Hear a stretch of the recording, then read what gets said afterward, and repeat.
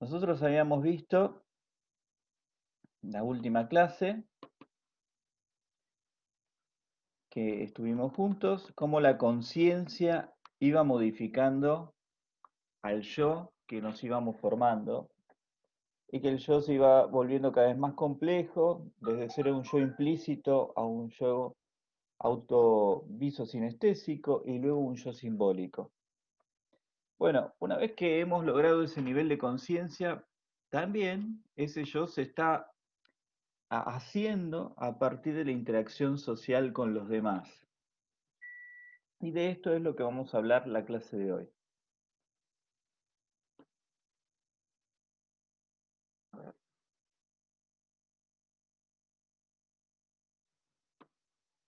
Mm,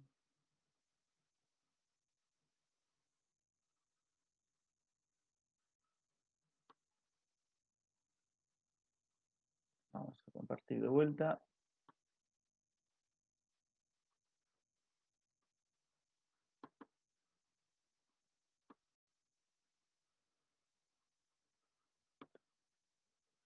Bueno, vamos a ver diferentes conceptos. Uno de los conceptos que tenemos que conocer es las ideas que tenemos acerca de nosotros mismos. Cada una de nuestras facetas vamos a tener una idea. Valoraciones de si somos buenos, somos malos, en diferentes características. Y se llama autoconcepto a esa suma de creencias acerca de nosotros mismos. Por ejemplo, soy bueno dibujando, soy extrovertido, soy buen deportista, eh, no sé, soy bueno explicando. Cada una de esas ideas que tenemos acerca de nosotros mismos van a ser el conjunto del autoconcepto. Por otro lado, la autoestima es distinto al autoconcepto. La autoestima tiene que ver con cómo nos sentimos respecto a nosotros mismos, qué tan merecedores de respeto o de ser queridos podemos ser cada uno de nosotros, cómo nos sentimos con respecto a nosotros mismos. Volviendo al autoconcepto, hay varias teorías de psicólogos como Bem y Leon Festinger que tratan de explicar cómo hacemos esas ideas, cómo nos vamos formando el autoconcepto. Bueno, Bem fue uno de los primeros que postuló que la observación de nuestra conducta es la que va haciéndonos una idea de cómo somos. Si, por ejemplo, me autoobservo que pongo música de jazz muy seguido en mi casa, que de repente me paro ante un programa de televisión donde hay una banda de jazz tocando, o cuando paso por una disquería me quedo escuchando música de jazz, esta autoobservación de mi conducta me va haciendo una idea de que el jazz me gusta, por ejemplo. Es decir, ver la propia conducta nos va dando indicios de qué nos gusta, qué no nos gusta, cómo somos, qué tan buenos somos en las cosas que hacemos. Entonces, otra cosa importante es que buscamos coherencia. Así como vimos en la clase de del cerebro dividido, donde los individuos buscaban coherencia de su yo y cada vez que hacían conductas que eran anómalas y no podían ser interpretadas fácilmente, veíamos ese esfuerzo consciente o no consciente de los individuos por tratar de explicar su propia conducta, ¿no? Bueno, la idea de percibirnos coincidentes aparece en estos teóricos también. Es decir, tratamos de inferir a partir de nuestra conducta quiénes somos, buscando indicios que nos hagan coincidentes y nos den una idea de coherencia. La comparación social es el otro mecanismo. En un principio se postulaban como dos mecanismos antagónicos, hoy podríamos decir que son mecanismos complementarios. Además de autoobservar nuestro comportamiento, también nos comparamos socialmente con otros. ¿Qué quiere decir esto? Que buscamos a gente similar para juzgarnos. buscamos gente de la misma edad, de la misma clase social, gente similar también en sexo, en el momento histórico en que vivimos. No nos comparamos con una persona que vivió hace 200 años, nos comparamos con nuestros coetáneos.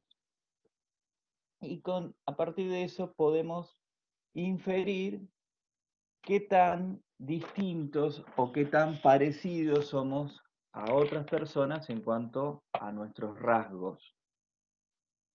También vamos a tener a veces rasgos que son importantes, rasgos que son definitorios. Una persona le pueden importar, por ejemplo, ser dibujante. Ser buen dibujante puede ser recontra importante para una persona que quiere ser un pintor, que quiere dedicarse a las artes gráficas, pero otra persona que eso no sea importante, no va a ser un gran rasgo definitorio del yo. Pongamos que una persona es muy buen dibujante, pero no es algo importante para sí mismo, tal vez no se va a integrar como un rasgo definitorio de su yo. En la comparación social, utilizamos entonces mucha información, comparación de las reacciones de los otros, de cómo estamos con respecto a los demás. Por ejemplo, en una fiesta, una persona puede compararse qué tan habladora es con respecto a los demás. Pero también empezamos a usar información de nuestra propia conducta para tratar de definirnos cómo somos. Con todos estos mecanismos, acá estamos viendo en esta placa un individuo que está haciéndose una pregunta de cómo es. Y entonces recurre a muchas cosas, recurre a su propia conducta. A ver, suelo salir con amigos, pero tiene pensamientos y creencias que dicen que él es tímido con las personas extrañas. Luego ve las reacciones de los otros, y los otros le suelen decir que él es muy divertido, que es el alma de la fiesta. Y luego se compara con otros que él conoce y le parece que él se pone más nervioso que el resto de las personas cuando está en público. Con toda esta divergencia de información, esta persona está tratando de pensar qué tan extrovertida o no es y utiliza su propia conducta y la comparación con los demás y lo que le dicen las otras personas y sus creencias, y todo esto va formando un autoconcepto, por ejemplo, de qué tan sociable es. Las personas inferimos de cerca de nosotros mismos, sobre todo de las conductas que vemos motivadas intrínsecamente. Es decir, para hacernos una idea de nosotros mismos, no utilizamos en general ideas acerca de cosas que nos vimos obligados a hacer. Si nos vimos obligados a hacer un trabajo y lo hicimos por dinero, es muy probable que eso no nos defina, no sea algo que lo veamos con una motivación propia, sino que lo veamos una motivación traída desde afuera. Fue un medio para conseguir un dinero. En cambio, la motivación intrínseca son aquellas cosas que hacemos motivados por nuestro propio bienestar o nuestro propio placer. Miren en este experimento, por ejemplo, los niños que participaron de la experiencia pasaron por tres condiciones distintas. En una, les dio, en las tres condiciones, mejor dicho, se le dieron elementos para dibujar, pintar, tenían acuarelas, tenían hojas, lápices de colores, etc. Pero en una condición le decían que les pedían que hicieran un dibujo para obtener una recompensa, ¿sí? Entonces iban a dibujar para obtener una recompensa. En las otras dos condiciones, en una se les dieron las cosas para que dibujaran sin que hubiera ninguna otra finalidad más allá del dibujo. Y en la del medio, además de eso, se les dio una recompensa inesperada. No se les dijo que dibujaran para una recompensa, sino que se les dio la misma recompensa que al tercer grupo, simplemente que fue sorpresiva. Miren la cantidad de tiempo que pasaron los chicos dibujando, pintando, cuando la motivación fue solo por hacer la tarea. Miren la cantidad de tiempo, estuvieron más de 15 minutos dibujando, y cuando tenían los mismos elementos, pero ya el fin no era el dibujo, sino obtener algo a cambio, cómo disminuyó a menos de 10 minutos el placer que ocasionaba la tarea por sí misma. Es decir, cuando hacemos cosas motivadas extrínsecamente, es muy probable que esto no nos sirva de definitorio para hacernos una idea de nosotros mismos, porque lo hicimos por otra cosa. En cambio, cuando lo hacemos simplemente por lo que la tarea nos representa, es mucho más probable que utilicemos esa información para motivarnos. Muy bien.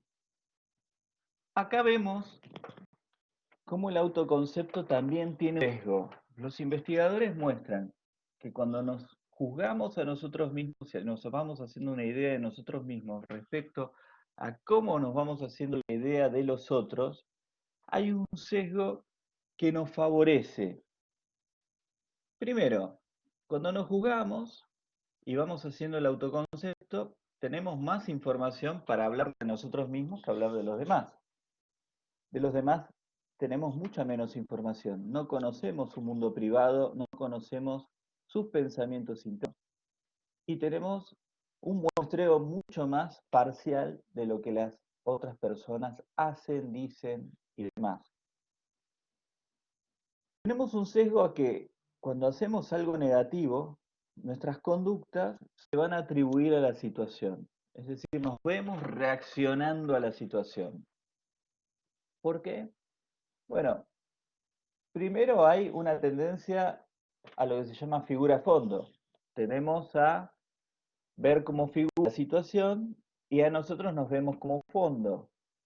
Entonces, la situación es lo que vemos como causal de nuestro comportamiento, ya que es lo primero que salta a la vista. Entonces, nos vemos reaccionando a las situaciones más que actuando a partir de las situaciones. Si bien hay un sesgo de figura fondo, también hay un sesgo que tal vez es más potente que ese que les acabo de decir, que es a tratar de darnos una buena imagen de nosotros mismos. Y esa buena imagen a veces supone que las conductas negativas deben ser atribuidas a la situación. Si yo hice algo malo es porque me forzaron. Si yo tuve que robar es porque me vi obligado por las circunstancias. En cambio, cuando hacemos conductas positivas, las atribuimos a nuestra persona. Si me fue muy bien en el examen es porque soy muy capaz y estudié mucho. ¿Sí? Y si me fue mal es porque el profesor explicaba muy mal y no muy bueno. Es decir, tendemos a atribuir las cosas negativas a fuentes externas y las conductas positivas o los resultados positivos a nuestra capacidad o a nuestra persona. Otra cosa es que la mayoría de personas tendemos a vernos más complejos cuando el sesgo es inverso para juzgar a los otros. A los demás los vemos más simples. Si nos preguntan cómo somos, ¿sos una persona extrovertida? Y depende, vamos a responder. En algunas situaciones sí, en otras no, porque soy muy complejo. Pero cuando me preguntan de otra persona, digo, no, sí, es mal tipo, sí, es muy extrovertido, sí, es esto, es ello. Es decir, somos mucho más simplistas para definir a los demás. También los investigadores mostraron el sesgo opuesto. Las conductas negativas que vemos en otras personas se las vamos a atribuir a su personalidad.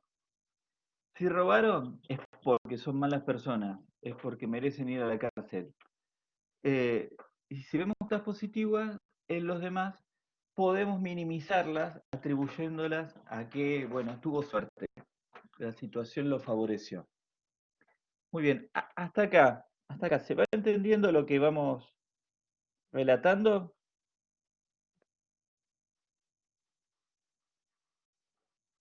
Sí, profe, se entiende. Muy bien, continuamos. Entonces, el autoconcepto va a generar una sensación a veces de ser muy variables e impredecibles, ya que tenemos muchas facetas o muchas características que tenemos que integrar en la idea de nosotros mismos. Nos vemos como más complejos y a las otras personas como simples. Y este es el sesgo, primero, de tener mucha información acerca de nuestro comportamiento y menor información acerca del comportamiento de los demás. Bien, una de las diferencias la mencionamos antes, la diferencia actor-observador. Los otros son figura, entonces si los otros reaccionaron a una situación, esa situación nos queda como fondo y los vemos comportarse en general atribuyéndoles a su personalidad. Se portan mal porque son malas personas, se portan bien porque son buenas, ¿sí? Y nuestro yo, en cambio, es fondo y la situación es figura, entonces tendemos a reaccionar pensando que somos muy complejos y reaccionamos de acuerdo a las situaciones. A su vez, nuestro yo se va desarrollando en un contexto social, no solamente a partir del desarrollo de la metacognición de nuestra conciencia, sino a partir de roles sociales que son asignados por vivir con otros individuos. Vamos armando yoes de acuerdo a nuestros diferentes roles y papeles que tenemos que ir cumpliendo en un conjunto social. El yo que vamos formando en nuestra familia, si nos ponemos a pensar, no es exactamente igual al que tenemos con una pareja. Cuando hablo familia, hablo de la familia de origen. Y nuestro yo con nuestros amigos es también distinto, no es exactamente igual al que tenemos con una pareja o con nuestra familia. Y nuestro yo, por ejemplo, en la facultad, con mis compañeros de facultad, no es exactamente igual al que tengo con mis amigos o con mi familia o con mi pareja. Y yo en el trabajo, cuando tengo un rol, por ejemplo, de liderazgo en una oficina, no me voy a comportar igual que con mis hijos, con mis empleados. Y en privado también mi yo es distinto. Es decir, vamos generando diversidad de facetas en nuestro yo de acuerdo a nuestros roles. Ahora, como tenemos tantas facetas diferentes, tantos roles, tantos guiones aprendidos para comportarnos en contextos sociales, esto podría hacer que el autoconcepto no sea del todo coherente. De hecho, nos podemos ver muy distintos en un contexto y en el otro. ¿Cómo mantenemos la coherencia? ¿Cómo mantenemos la coherencia que nos da estabilidad y tranquilidad también de vernos, si bien complejos, vernos de modo coherente? No nos vemos que somos muy distintos a cómo queremos ser. Bueno, vamos a utilizar algunos mecanismos psicológicos que les paso a mencionar. La accesibilidad limitada, la memoria selectiva, atribuir, ¿m? Atribuir coherencia, seleccionar rasgos claves para tener un anclaje del yo y desestimar la información contradictoria. ¿Cómo funciona cada una de ellas? Por ejemplo, accesibilidad limitada. Cuando estamos en una situación social, por ejemplo, yo estoy dando clases en este momento y ustedes están en sus casas tomando esas clases. Bueno, en este contexto social no nos es muy accesible como somos en otras ocasiones. ¿Mm? Entonces es fácil tener coherencia porque todo lo que centra nuestra atención está desplegado en nuestro rol social. Pregúntenle, por ejemplo, a personas que llevan a sus hijos de golpe a sus trabajos, porque no les queda otra y de repente tienen que estar sus hijos en el trabajo y van a ver que de repente comentan que es una situación incómoda, porque de repente tienen que desplegar su yo como padre, pero también su yo como gerente en la oficina, y sienten como que se les rompe su yo, y ven la incoherencia y sienten incomodidad, genera algo que se llama disonancia cognitiva. Es feo, es una sensación de falta de coherencia el ver que tengo que desplegar dos roles muy distintos en una misma situación.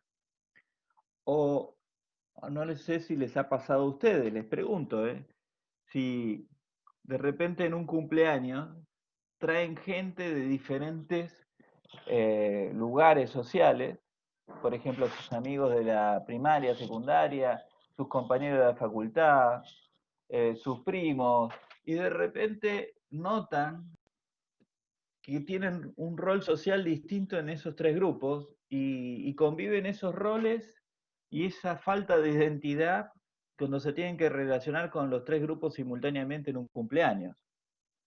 Les pregunto, ¿no les ha pasado a ustedes el sentir esa disonancia, el sentirse extraños? ¿Ven que las personas del secundario lo siguen tratando como si fueran aquella persona que era en el secundario y ahora ustedes se sienten más identificados con el yo que tienen con sus compañeros de facultad? Y genera un dolor psicológico, una falta de coherencia, el verse tratados distintos o sentir que despliegan es distintos en los diferentes grupos. Les pregunto, ¿les ha pasado eso? ¿Qué opinan ustedes? Sí, a mí me pasa mucho. No sé si se me escucha. Sí, sí, te escucho perfectamente. ¿Tu Ah, nombre es? Florencia. Florencia. ¿Qué A mí notaste? me pasa cuando capaz vienen amigos a casa y está mi familia. Es como, soy dos personas totalmente distintas. No, y viste que el tema es cuando se ponen de manifiesto simultáneamente sentís la incoherencia, y la incoherencia genera como esa tensión, ¿no? Esa sensación de incomodidad, como si Sí, hubiera una disonancia. sí, sí, sí. Sí, porque por ejemplo, mira, te doy un ejemplo. Sí, Mi familia me dice que no tengo sentimientos. Y, upa. y con mi- y con mis amigos soy tipo 100% distinta. Así que nada, y es Claro, como muy contradictorio cuando dicen esas cosas en frente de mis amigos. claro. Y uno se siente coherente y de repente te ponen de manifiesto la incoherencia. Es como las personas con cerebro dividido que ven a su mano ajena haciendo cosas distintas y no saben cómo darle coherencia y empiezan a inventar esas historias, como decía Gazzaniga, ¿no?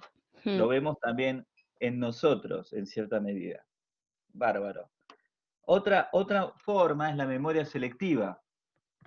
En general, cuando estamos en un rol, vamos seleccionando recuerdos que coinciden con la creencia que tenemos en ese rol y más o menos todo cierra. Eso se llama memoria selectiva. Recordamos cosas parecidas a cómo nos sentimos en ese momento. Por ejemplo, si una persona está triste, va a traer situaciones de la memoria que sean tristes, creencias negativas acerca de sí mismo y va a haber mucha coherencia. Se va a sentir muy coherente. Eh, y es muy difícil que traiga recuerdos alegres o cosas positivas cuando se siente de esa manera. Y esa memoria selectiva, aunque es depresógena, le da coherencia. Y la coherencia a veces es más valiosa que sentirse bien en otros aspectos. La coherencia quita la tensión sobre los aspectos disonantes de uno mismo. Bueno, la coherencia mediante atribución. En vez de vernos como variables, nos vemos como sujetos que reaccionan ante las situaciones, ¿no? Como que tenemos muchas contradicciones internas, sino que en realidad yo me estoy amoldando a resolver una situación y por eso soy variable. Eso también es coherencia mediante la atribución. No es que tengo aspectos contradictorios, sino que la contradicción se resuelve porque en realidad reacciona ante las situaciones. Luego, para dar más coherencia al yo, utilizamos muchas veces rasgos claves como anclaje. Lo que se llama esquema del yo en psicología social refiere a aquellos atributos que utilizamos de nuestro autoconcepto para eh, unirlos en un núcleo de las cosas que nos hacen más importantes. Las personas utilizan esos esquemas también para generar qué parte del autoconcepto es más importante. ¿Sí? Un músico, su esquema de yo, cómo es con respecto a la música, va a ser, por ejemplo, unos rasgos distintivos. Una persona que no se dedica a la música, qué tan bueno es su oído, qué tan bueno es sacando canciones de oído, no va a ser algo que lo defina. ¿Mm? Tendrá un autoconcepto acerca de eso, pero no es un autoconcepto definitorio que genere un esquema del yo. ¿Sí? En cambio, aquellas cosas que son importantes para nuestros valores generan un esquema en el cual quiero y busco coherencia. Bueno, desestimar la información contradictoria.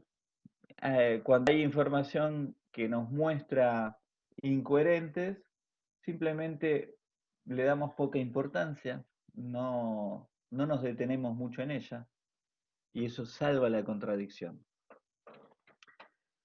Acá les muestro formas de educar en microculturas. Microculturas que pueden estar dentro de una cultura más grande, puede haber microculturas que podemos decir familiares.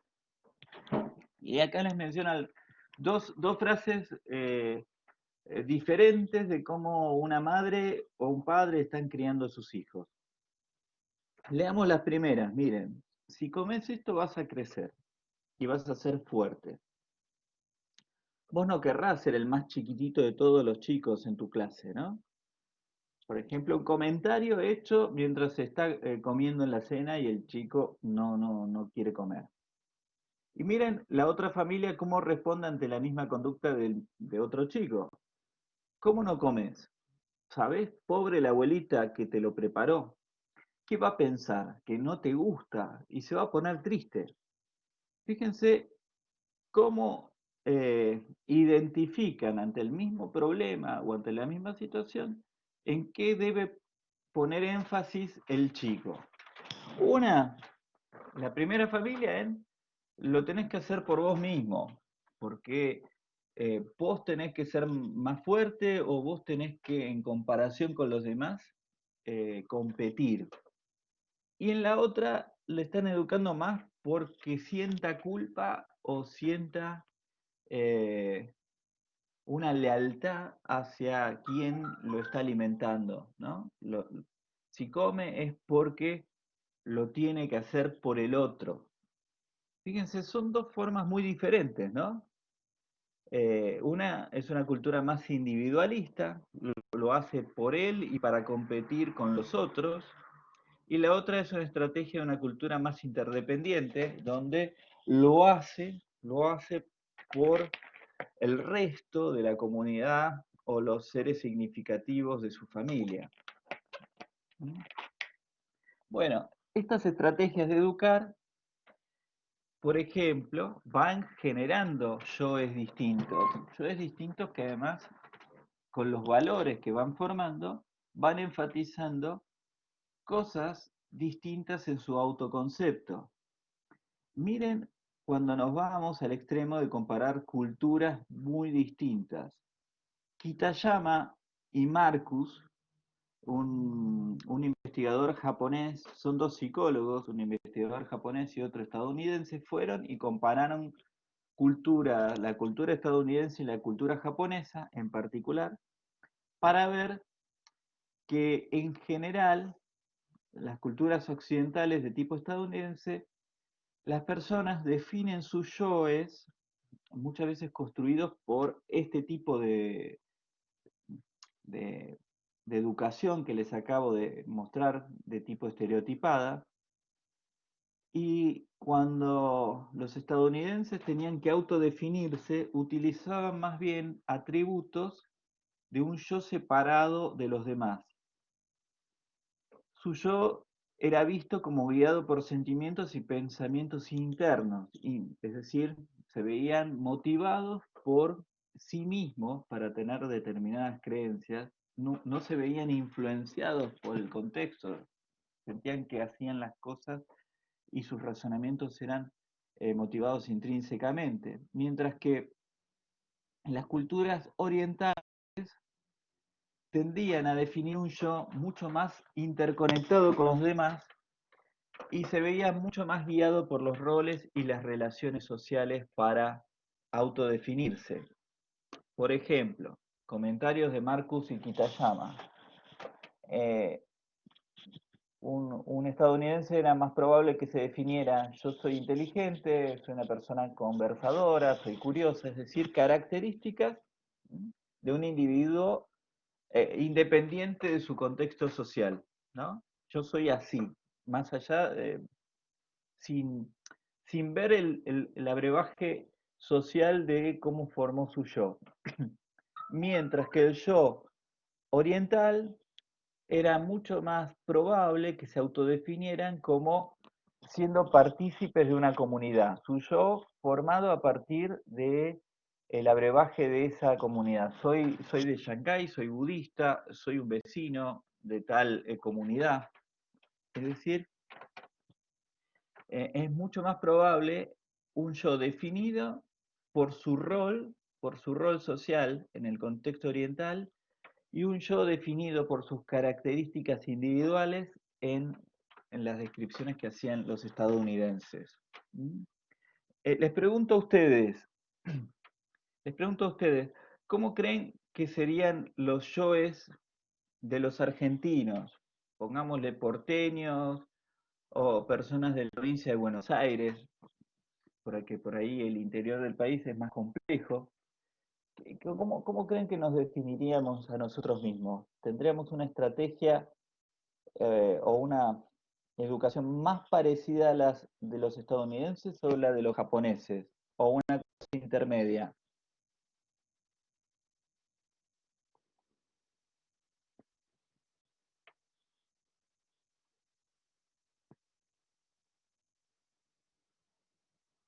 ¿Se les ocurre o...? Yo creo que habría algo un poquito intermedio, más parecido a la estadounidense que a la oriental, pero muchas personas pueden llegar a describirse como cristianas o definirse como que son de Boca, además de decir que son extrovertidas o son confiables. No sé qué opinan ustedes.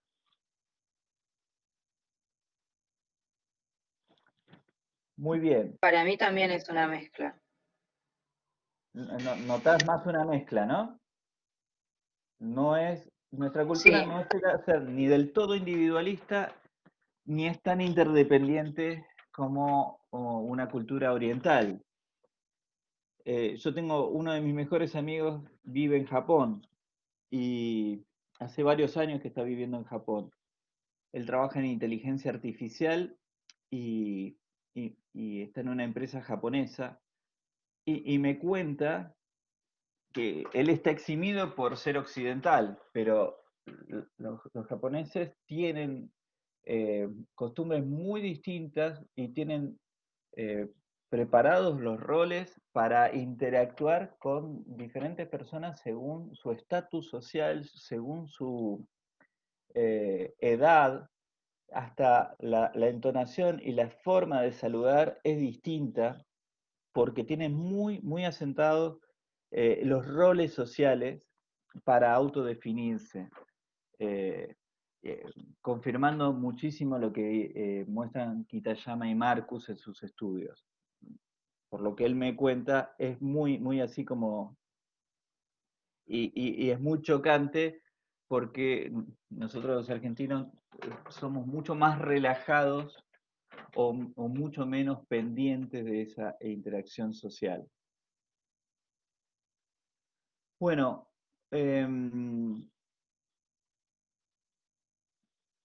una cosa interesante del estudio de Marcus y Kitayama es que cuando les mostraron los perfiles de estadounidenses a los orientales y a los estadounidenses les mostraron los perfiles de los orientales, psiquiatras y psicólogos que de ambas nacionalidades, viendo los perfiles de la nacionalidad contraria, muchos describieron sin saber, ¿no?, que provenían de una cultura distinta, a los perfiles japoneses como trastornos de personalidad dependientes, es decir, trastornos de personalidad por dependencia de otros, un diagnóstico del DSM, ¿sí? Y muchos psicólogos y psiquiatras japoneses vieron los perfiles estadounidenses como trastornos de personalidad antisocial, o sea, psicópatas.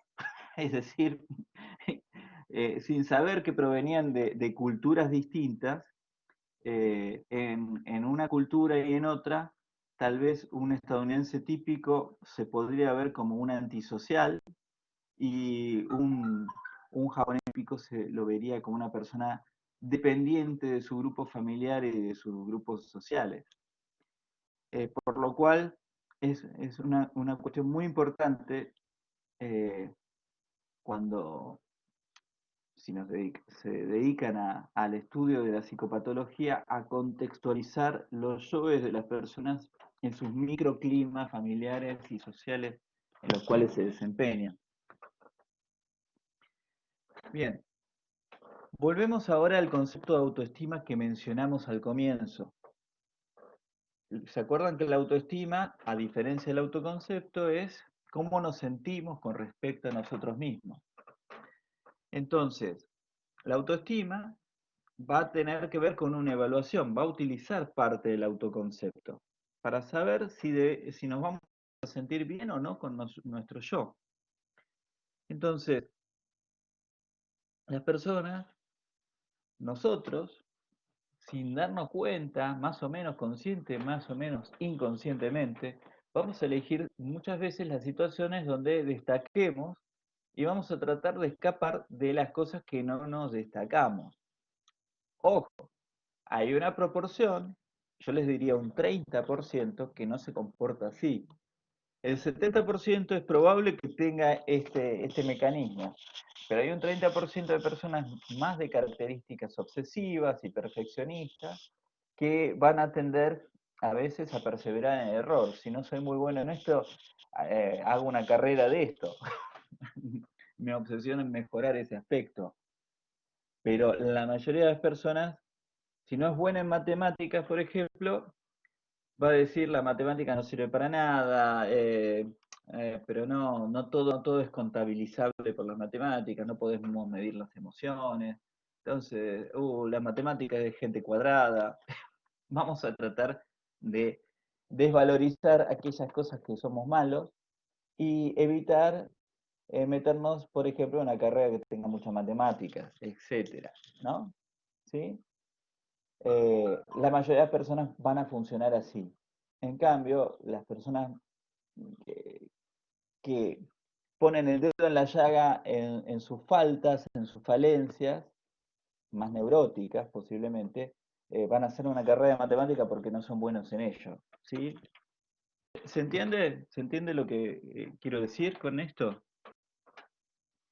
Ahora, para mantener alta nuestra autoestima, muchas veces interpretamos nuestras malas experiencias concediéndoles un margen de duda. Entonces, si ocurren cosas desagradables, la situación me obligó a funcionar de esa manera. ¿Sí? Profe, una pregunta. O sea que tenemos como dos extremos, los que dejarían matemáticas de lado y los que estudiarían como para enfrentar a eso que le temen, por así decirlo. Sí, pero cuando los vemos en proporción, cuando hacemos los estudios de psicología social y se indaga, la mayoría de las personas tiende a evitar lo desagradable, o lo desagradable sería aquello que no los hace destacar, y es minoritario el grupo que, por ejemplo, tartamudea y se mete a una carrera de locución y a trabajar en medio de comunicación estando expuesto todo el tiempo. ¿Se entiende? ¿Sí? En cambio, otra persona que tiene esa característica, lo que busca es, no sé, busca una carrera de programador donde no tenga que interactuar con tanta gente y se olvide de eso que le molesta. Quiero decir con esto que existen las dos estrategias, pero es mayoritaria la que evitan la situación de desventaja. ¿Se entiende lo que quiero decir? Sí, perfecto, mucho mejor. Ujú. Em, bueno, en esto de la autoestima, en esta placa, lo que les quería destacar es que, por ejemplo, cuando pasa algo malo, lo atribuimos a la situación. Entonces, bueno, no actué mal, porque sí, actué mal porque las circunstancias no me dejaron otra. Entonces yo puedo mantener alta mi autoestima, no, porque no soy malo. Las circunstancias me hicieron actuar así. ¿Se entiende? ¿Sí? No pagué mis impuestos porque son excesivos, no porque no soy un buen contribuyente, por ejemplo. Sobrevaloramos nuestras contribuciones, por ejemplo, cuando trabajamos en grupo en la facultad, lo hacemos muchas veces pensando que lo que hacemos es crucial. Mi contribución en el grupo fue crucial. Nadie laburaba, menos yo. Y hay 5 personas y todos están pensando eso. Uy, si no hubiera sido por mí, el grupo se hubiera ido a flote. Qué sé yo. Todo el mundo se ve a sí mismo como la pieza clave que sacó adelante el proyecto. ¿Mm? ¿Se entiende? ¿Sí? ¿Lo han notado esto? ¿Han notado cuando cada uno de nosotros, yo me estoy incluyendo en esto, no me pongo por encima como yo lo hago? Yo también digo, la gente, uy, porque la gente no lee, la gente no hace esto, la gente no hace lo otro.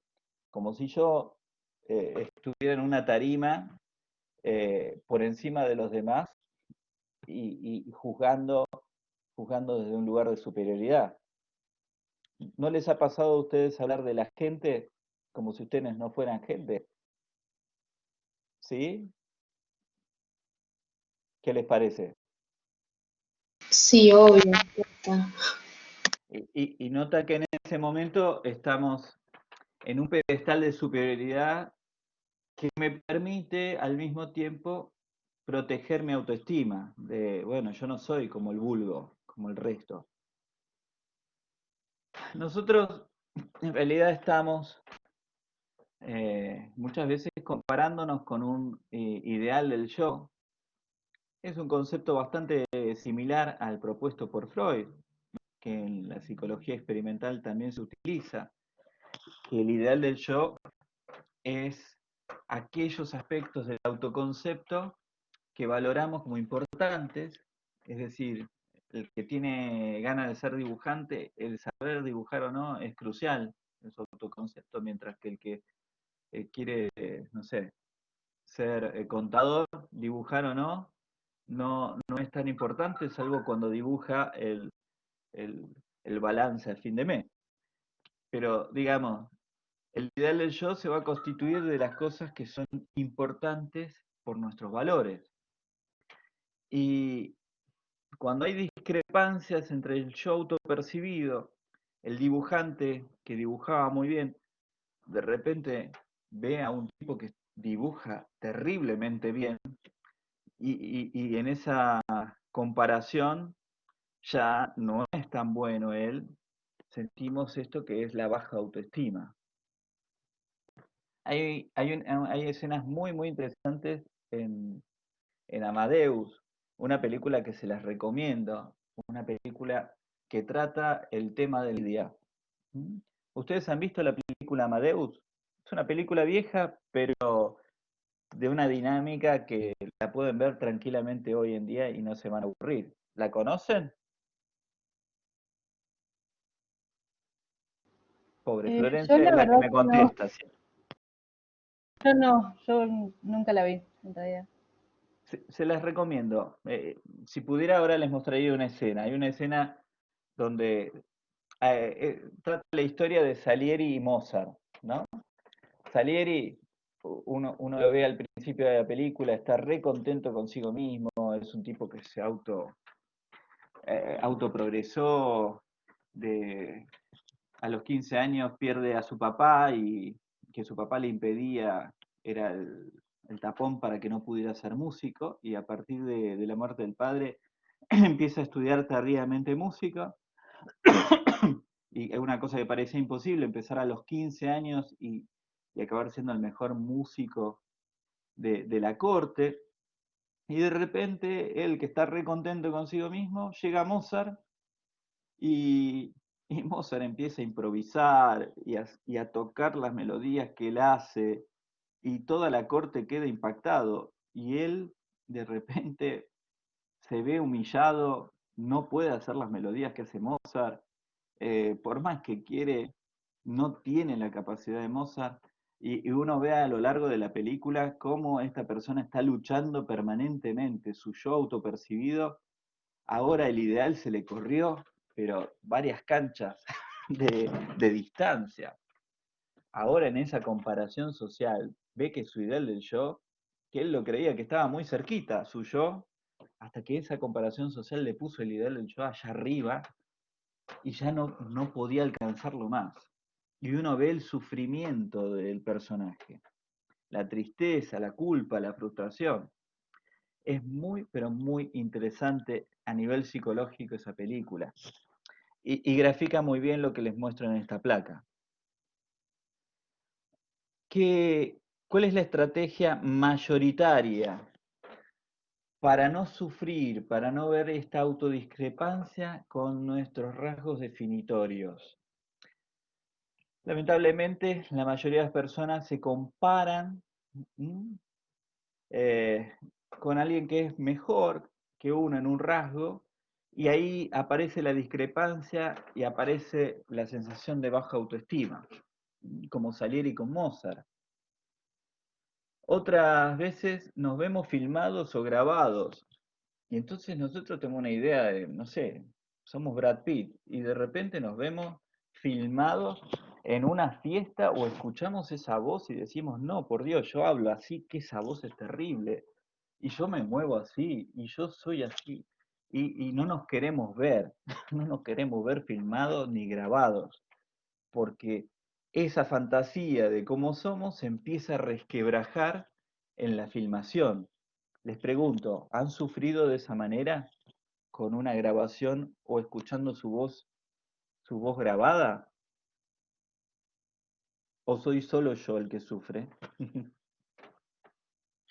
Sí, profe, como cuando te sacan una foto y pensás que saliste re bien y después la mirás.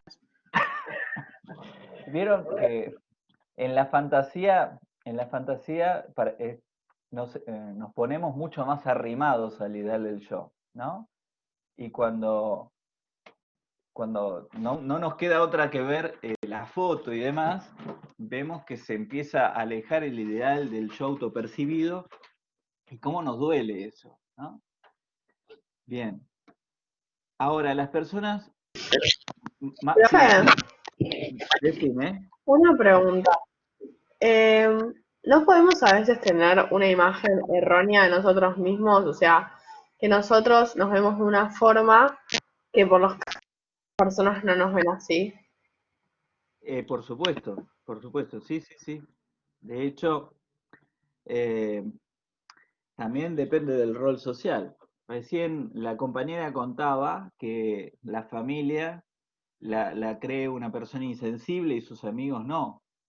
Entonces, también puede ser que algunos nos conozcan en un rol social y no conozcan otras facetas que desplegamos en otros roles sociales. Entonces, también depende de eso. No, nos ven como insensibles, pero en realidad somos recontrasensibles cuando nos lo permiten ser en otro contexto. ¿Se entiende la respuesta? Sí, sí, perfecto, gracias. Ujú. Otra cuestión, las personas más autoconscientes las personas más introvertidas, vamos a llamarlo de esa manera, sufren con más probabilidad ver estas discrepancias.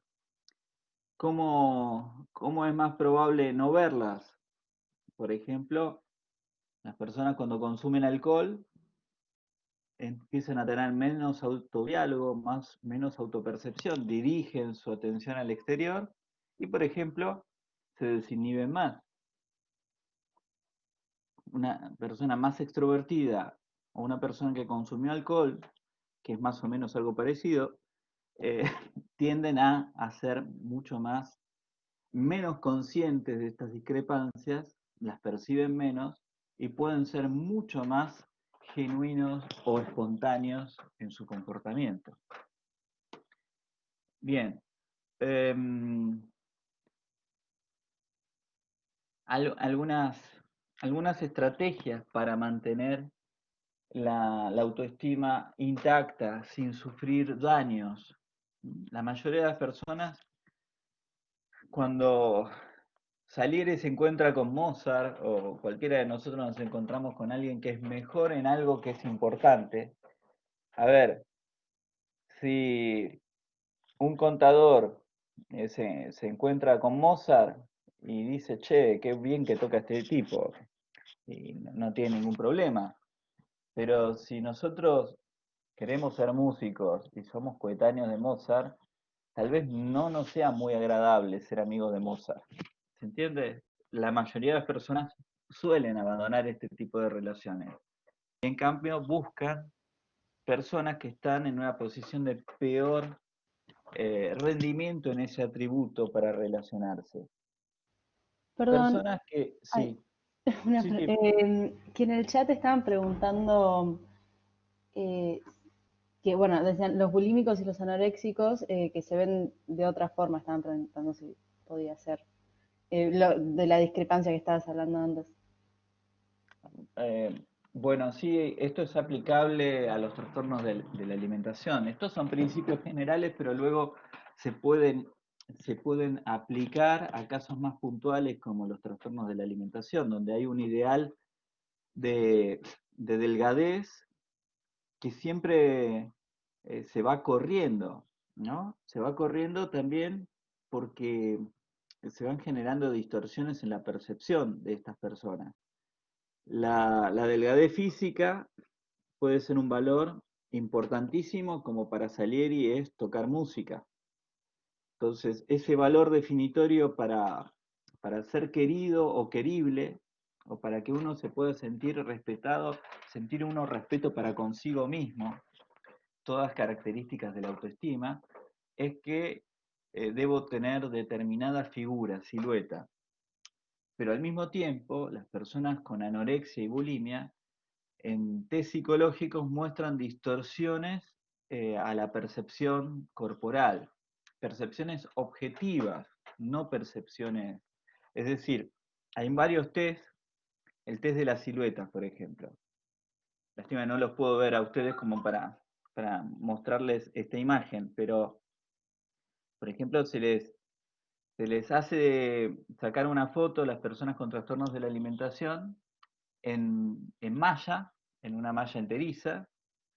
Esa foto se la pone en una pantalla de computadora y se la distorsiona. Es como si las hicieras gorda a propósito, como en esos espejos de los circos que te distorsionan y te vuelven gordo y petizo. Bueno, con un Photoshop les tiran la imagen y les piden que con el mouse la vuelvan a regenerar como son ellos o ellas. ¿Sí? Ahora, ¿qué ocurre? Las personas con trastornos de la alimentación, a diferencia de las personas sin trastorno de alimentación, son menos precisas para volver a la imagen original y vuelven a una imagen más gorda, o sea, no terminan de volver a pixelar del todo la imagen y la dejan estirada como si fueran más gordas de lo que son. Las personas sin trastornos de la alimentación pueden reconstruir su foto como era originariamente. Tienen una percepción más objetiva de su propio cuerpo que la que tienen las personas con trastornos de la alimentación. Es decir, se suma a que su ideal del yo está sobrevalorado la característica de delgadez y la belleza física, está sobrevalorado en su esquema de yo, a que también tienen problemas en la percepción y distorsiones en la percepción de su cuerpo, ¿sí? Por rasgos obsesivo-compulsivos que tienen sobre su figura. Pero bueno, sería como irnos un poco del tema original, pero sí, está perfecto. No sé quién habló, quién era la chica que habló recién, ¿cómo te llamás? En realidad no era mi pregunta, yo me llamo Ah, Trinidad, Trini, Trinidad Trinidad. Prado, pero lo habían puesto en el chat. Sí, disculpen, no puedo ver el chat porque tengo solo compartida la pantalla y no lo puedo ni ver a ustedes ni al chat, pero por favor, interrúmpanme, no hay ningún inconveniente, ¿sí? Bueno, y la comparación descendente es esta estrategia que utiliza tal vez este 70% que les menciono, donde muchas veces las personas se comportan comparándose con personas que no son tan buenas como ellos en este rasgo que es tan definitorio para ellos. Hay una película muy interesante donde está Brad Pitt y Edward Norton haciendo el Club de la Pelea. No sé si la vieron, si ya es una película muy antigua o no, pero ¿vieron la película? Les pregunto. ¿Alguien la conoce? ¿El Club de la Pelea? No. Sí, sí, muy buena. Se las recomiendo. Bueno, vos que la viste las primeras escenas donde Edward Norton tiene una vida miserable, es un vendedor que está viajando todo el tiempo y demás, no está muy contento con su vida. ¿Y qué estrategia utiliza para sentirse mejor? ¿Vos te acordás? Al principio de la película, ¿qué es lo que hace? Que va, sí, como como reuniones Sí, de gente, por ejemplo, o que tiene cáncer, o que está enferma, o que, sí, lo que decís bien. vos, esto de la comparación descendente, como Eh, para sentirse Sí, quizás la mejor. película lo hace con dramatismo, ¿no? Lo hace con dramatismo, como una persona que se siente miserable sale con una sonrisa de oreja a oreja, después de escuchar todas las cosas miserables que le pasan a los demás, su vida no es tan miserable, ¿no? Él utiliza la comparación descendente y se ve muy bien en esa película, que es de humor negro, obviamente. Ah,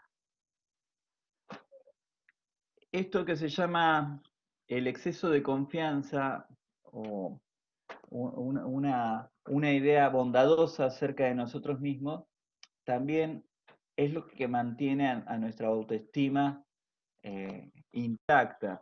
Piensen que a nadie le gusta sentirse mal, es decir, una forma de evitar el sufrimiento es a veces sentirnos invulnerables, es sentirnos que nada nos puede pasar, las cosas malas le pasan a la gente que no tiene buenos valores como yo, que no es tan trabajadora, o que eh, si tal murió es porque es un descuidado, a mí no me va a pasar lo mismo. Es decir, el exceso de confianza es una ilusión que tiene la mayoría de los seres humanos y que le permite mantener bien su autoestima, no sufriendo las posibilidades de que cosas malas les pasen a, estas, a estos individuos. Ojo, ojo, hay un porcentaje de personas que este mecanismo no les funciona bien, es un porcentaje minoritario y suele tener más chance de desarrollar psicopatología. Psicopatología distinta a la psicopatología que desarrollan los que tienen exceso de confianza. Bien, les muestro, ¿existe el exceso de confianza? Sí, hay muchas investigaciones que muestran, por ejemplo, se, se hace un gráfico de inteligencia y las personas se tienen que autocalificar de forma anónima, ¿eh? De forma anónima, no es que a veces lo tengan que hacer por una cuestión de dar una buena imagen al entrevistador.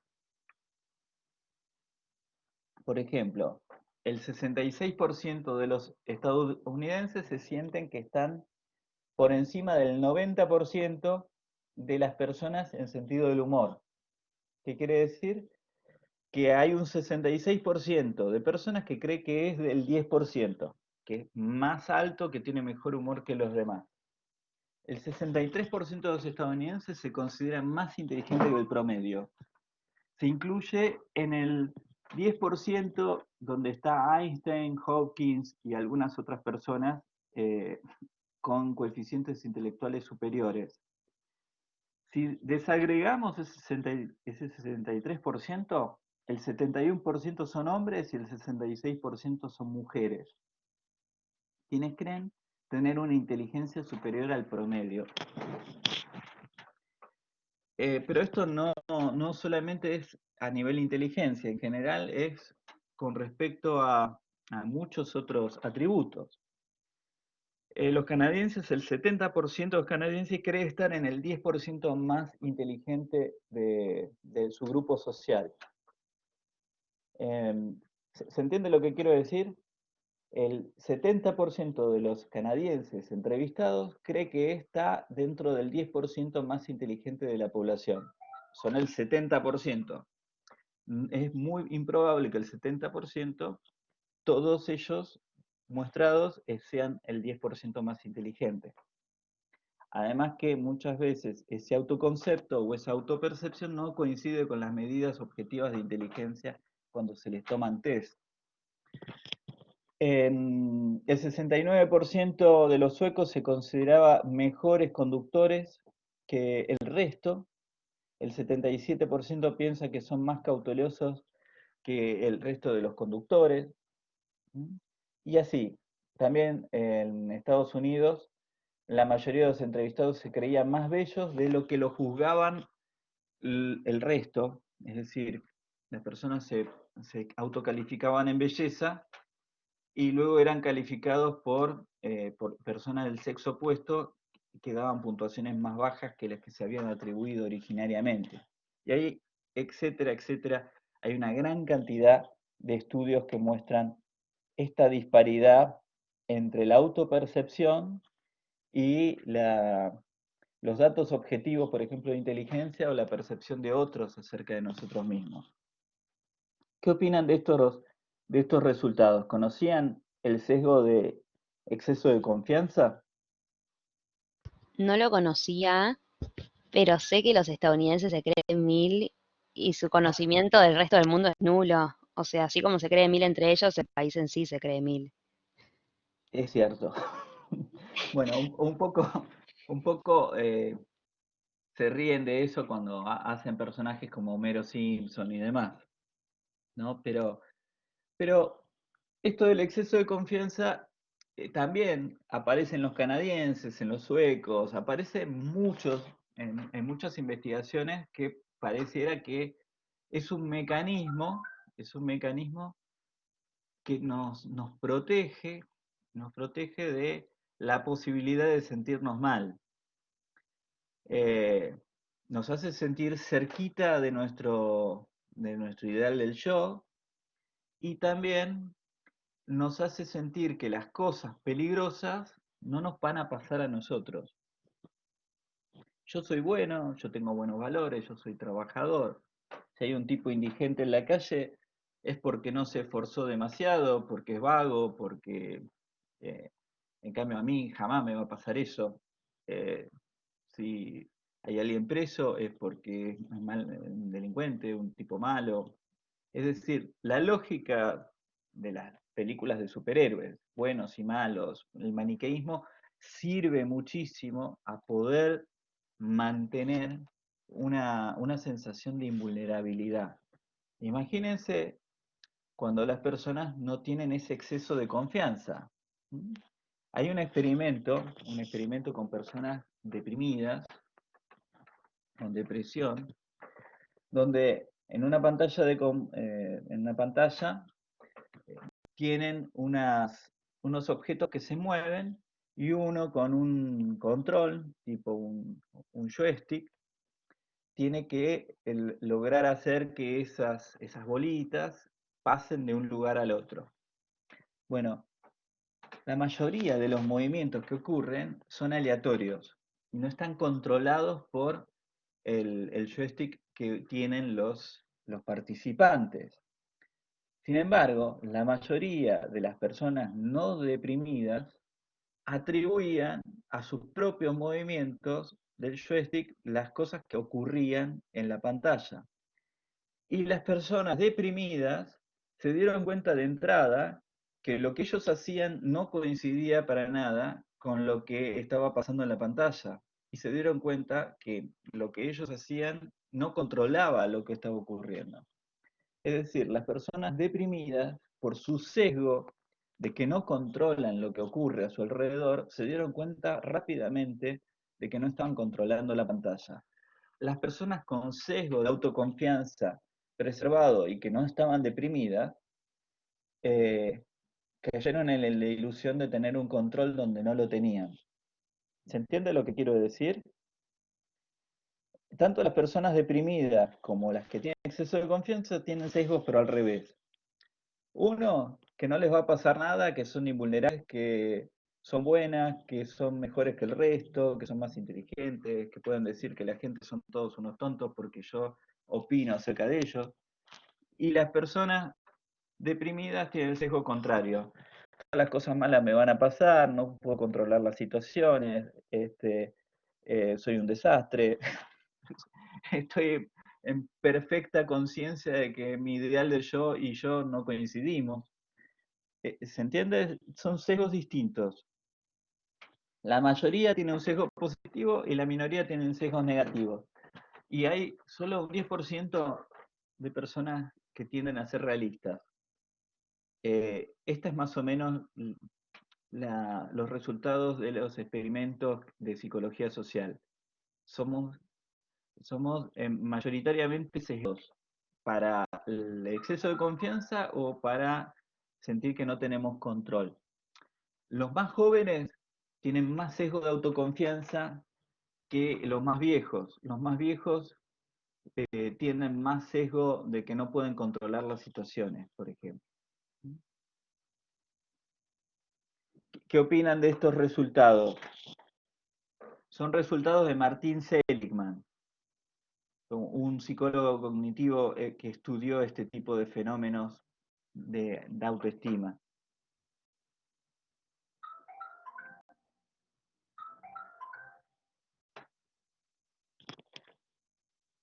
Muy bien, continuamos.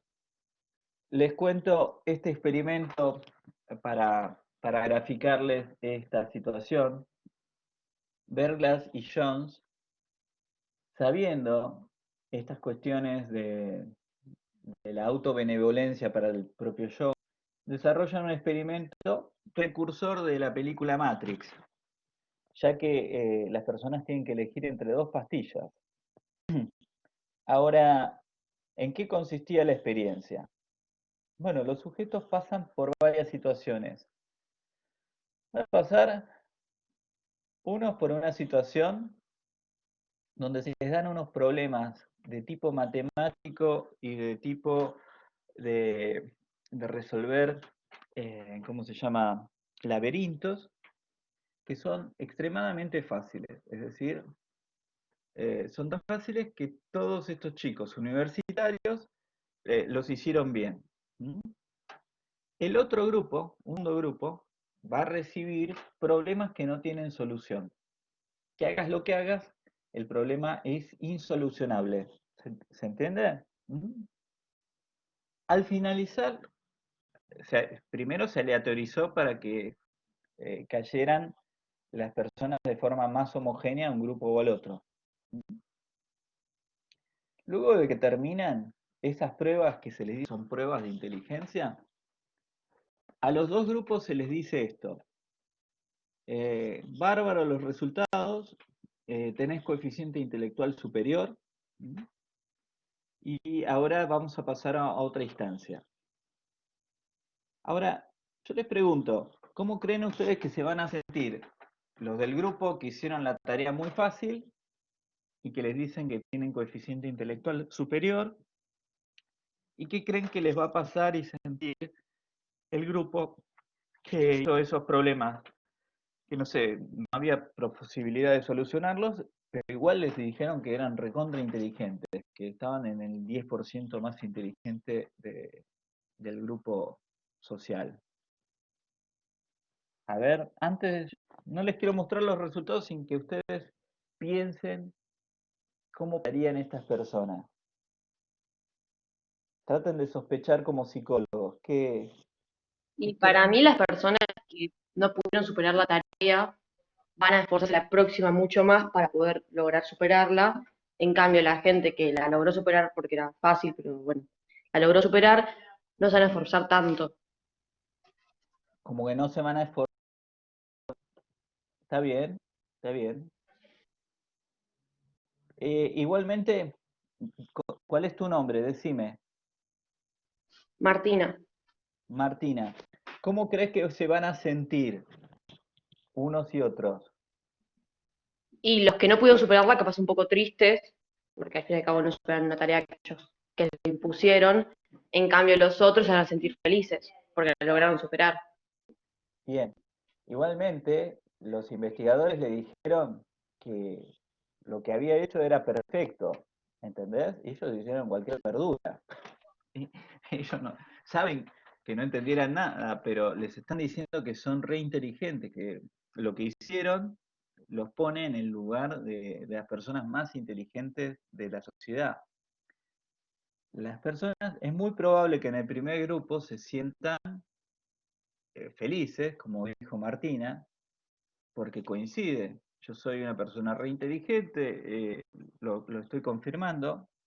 Y el segundo grupo está inseguro, porque no entiende muy bien, no entiende, no hizo nada correcto, pero le están diciendo una cosa muy beneficiosa. ¿Cómo actuarán si ahora unos que se sienten reenvalentonados y los otros que se sienten medios inseguros, qué harán si les proponen tomar 2 pastillas para hacer una segunda versión de la prueba de inteligencia? O sea, van a tener que ser de vuelta la prueba de inteligencia. Esto era para ver una línea de base, cómo era su inteligencia, y después con la pastilla que le van a dar, quieren ver cómo mejoran o empeoran su inteligencia a partir de usar esta pastilla. Una pastilla te vuelve más tonto. Se llama el Pandocrin, le pusieron de nombre a la pastilla esta. Supuestamente esta pastilla te baja tu habilidad cognitiva y realizarías peor la tarea de inteligencia en la segunda fase.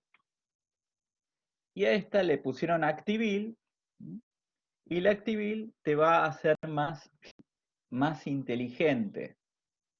Entonces, ¿qué tomarán las personas? Les pregunto a ustedes, que se sienten seguras de su rendimiento versus las que se sienten inseguras de su rendimiento. Piensen en Edward Norton, en el club de la pelea, a ver si es una buena película a nivel psicológico o no.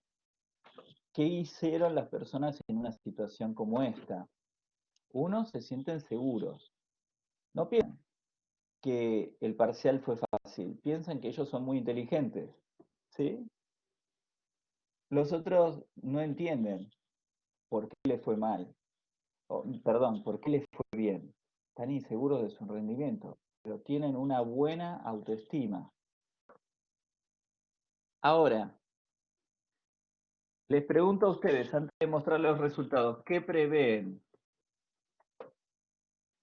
Yo creo que los del segundo grupo elegirían la que los hace más inteligentes como para terminar de tal vez reafirmar lo que les dijeron cuando hicieron esa prueba, ¿no? Como que capaz ellos no estaban tan seguros de lo que habían hecho, pero si les dijeron que les fue bien, yo creo que elegirían tomar la que los hace como un poco más inteligentes como para que les termine de cerrar todo eso.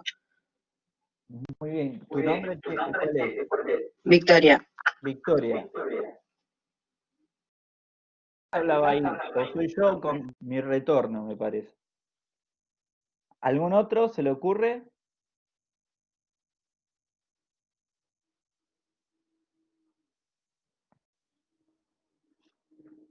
Es difícil porque no los puedo mirar para preguntarles, pero miren los resultados. Se parece más al club de la pelea los resultados obtenidos. Primero, miren las que están en celeste, es los resultados de los hombres. Recuerden que esta investigación es de 1979, ¿sí? Los varones son las celestes. Este es el problema fácil y este es el problema sin solución. Entonces, Pandocrim era el que te hacía más tonto y Activir el que te hacía más inteligente. Bueno, ¿qué hicieron los varones en el problema fácil? La mayoría tomó Activil. Todavía quiso demostrar que era más inteligente. O sea, si era pan comido, igual quiso tomar el Activil para hacer todavía más fácil la próxima prueba que ya era fácil. Y solamente un 13% quiso probarse tomando la que los hacía más tontos. ¿Qué pasó en el problema sin solución? El perfil opuesto. Miren lo que hizo el 70% de los varones. Tomó la que los hizo más tontos. Y el 30% solamente el Activil que, como decía Martina, creo, Victoria, digo, perseveraron en la llaga y trataron de tipo obsesivo de, bueno, a ver, quiero ver por qué, quiero entender por qué no me salía, ¿sí? Quiero ver por qué no me sale, entonces voy y sigo, insisto, y tengo un carácter más neurótico, y en cambio, el espectro mayoritario de los varones, ¿qué hizo? No quiero saber si soy tonto. Todo el mundo cree que soy inteligente, yo también creo que soy inteligente. Y ahora, si me va mal, es por el Pandocrim. Yo ya demostré que soy inteligente en la primera prueba y me quedo con esa idea. ¿Se entiende lo que hicieron? ¿Sí? Preservaron su autoestima. Preservar su autoestima fue más importante que entender por qué le fue mal o no le fue mal. Solamente este grupo más chiquitito, el 30%, persevera en la llaga. Ahora, ¿qué le pasó al perfil de las mujeres? Bueno, el perfil de las mujeres es parecido al de los varones en el problema fácil. Toman el Activil, que las hace más inteligentes, y minoritariamente toman el Pandocrim. Pero cuando el problema no tiene solución, vemos el perfil opuesto a los varones. Toman más Activil y toman menos Pandocrim. Les pregunto a ustedes, ¿qué creen que está pasando? ¿Por qué ocurre esto? ¿Por qué las mujeres no funcionaron como los varones en esta situación? Ojo, estamos en 1979, ¿eh?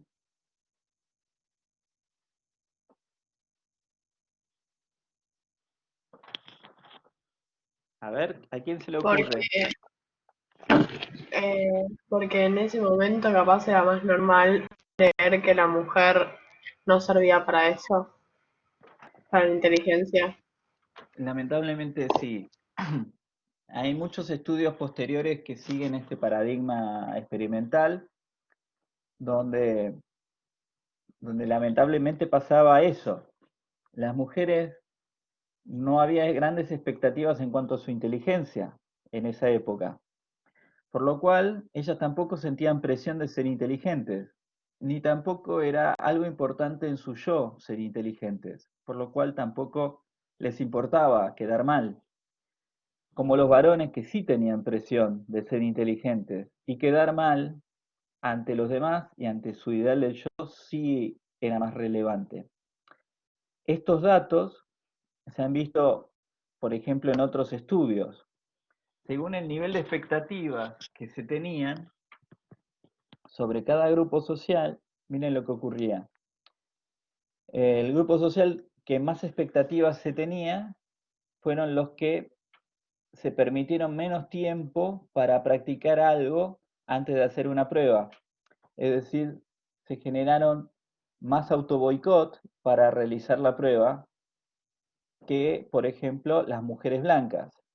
Y a su vez los hombres negros se se permitieron exponerse más, tomando más tiempo para practicar antes de una prueba, que las mujeres negras, que es las que menos expectativas había de su rendimiento, las que se permitieron autosabotearse menos. Lo que uno ve en los experimentos es que aquellos que se autoperciben que la sociedad espera menos de ellos y hay menos expectativas de que van a tener algo que aportar, por ejemplo, a nivel inteligencia, esperan menos de sí mismos, se valorizan menos en ese aspecto y también se autopresionan menos. Por eso se sabotean menos. Por eso pueden animarse a tomar el Activil a ver por qué le fue mal en la prueba. Total, nadie espera nada de ellos. ¿Se entiende? Esta experiencia fue dramáticamente distinta cuando Berglas y Jones pusieron como tema el criar hijos. Cuando el tema fue criar hijos, las mujeres fueron las que más se autosabotearon y los varones los que menos les importó, porque no era algo definitorio para su yo y que jugara en su autoestima, el tema de la crianza de los hijos. Ahí se sabotearon menos, las que se sabotearon más fueron las mujeres. ¿Por qué? Porque a nivel social eso era más presionante, porque había más expectativas por su género. Muy bien. Perdón, ¿puedo preguntar algo? Por supuesto. No entiendo cómo es que tomando la pastilla que los hace más tontos se preserva la autoestima si te haces más tonto.